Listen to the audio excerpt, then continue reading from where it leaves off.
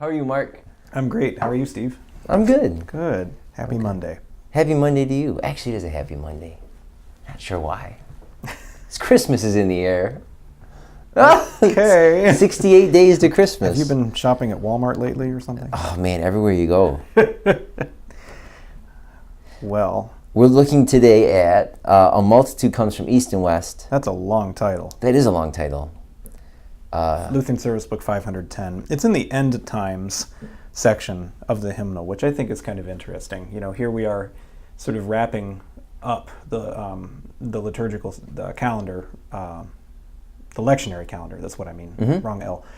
Series A, we're getting closer and closer to the end. But the scripture reference for today is the parable, or for this Sunday rather, is the parable of the wedding banquet. Wedding feast. Yeah, and the guy puts on a banquet, and everyone's like, yeah, no, I can't come, thanks, thanks anyway. Back out at the last minute, and so he gets angry and... Yeah, I've got a life. Sorry, weddings are nice, but... Yeah, right, yeah. No, I'll turn down free food. Who does that? Yeah. Well, not Lutherans, that's for sure. Exactly. Well, and then the second part of that is there's so he invites everyone, right? The whole throws open the doors, get everyone in here, both the good and the bad. But they still have to wear wedding clothes.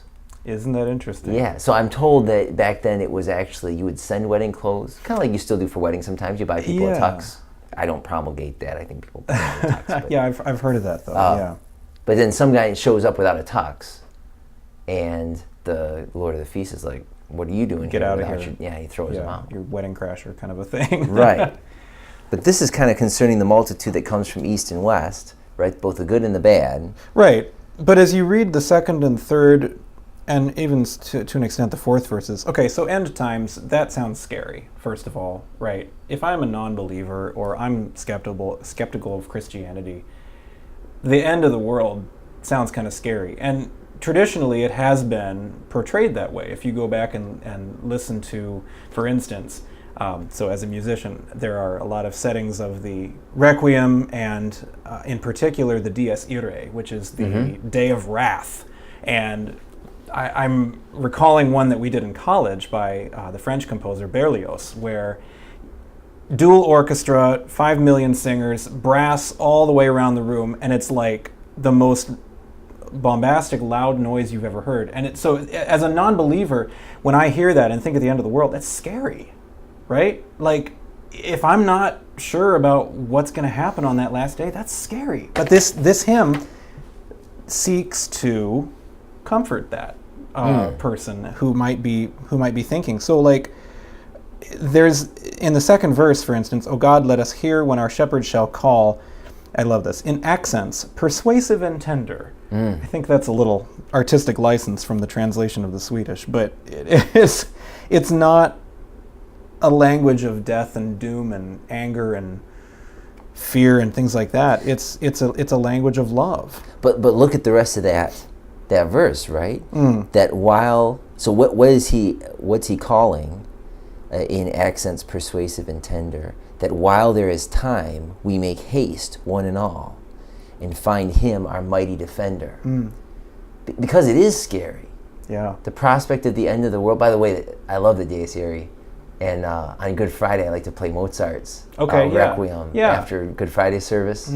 Shut off all the lights in the church. Everyone goes home, and you turn the sound system, and it's kind of cool. Yeah. But there is in that Requiem anyway, there are these pieces where there are these tender pieces, these calling pieces, and we have someone who defends us of this. So everything in life, I think history.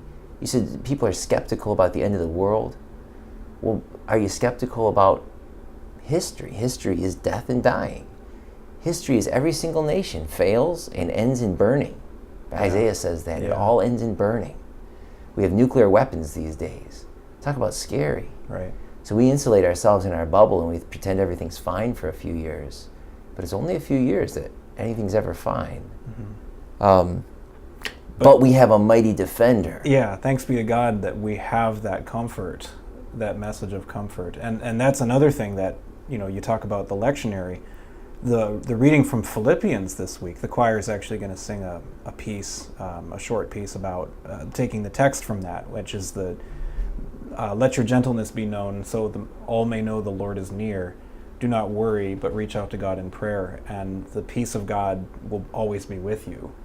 It's so cool how that ties in a way that you wouldn't expect the wedding banquet to really be a story about.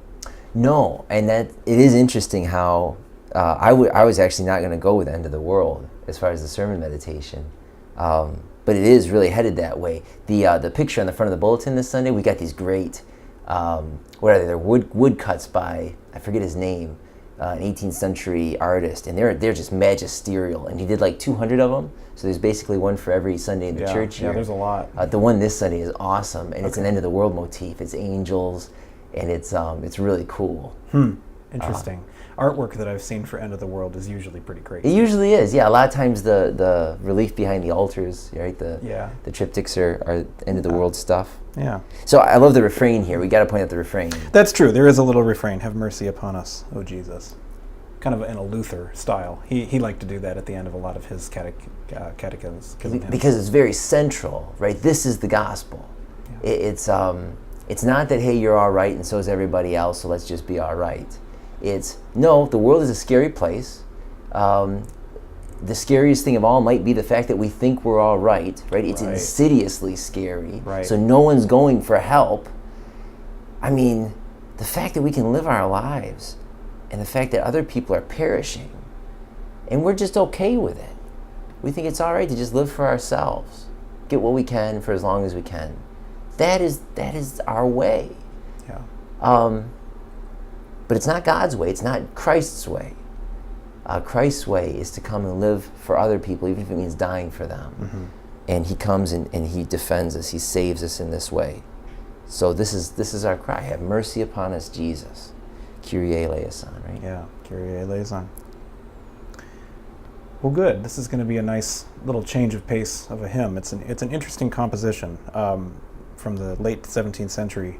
The Swedes. In Swedish, yeah. Yeah, we watched the Muppets last from night. The east and the west. Yeah, okay, never mind, sorry. Mark, have some more coffee. I will. You all have a great day.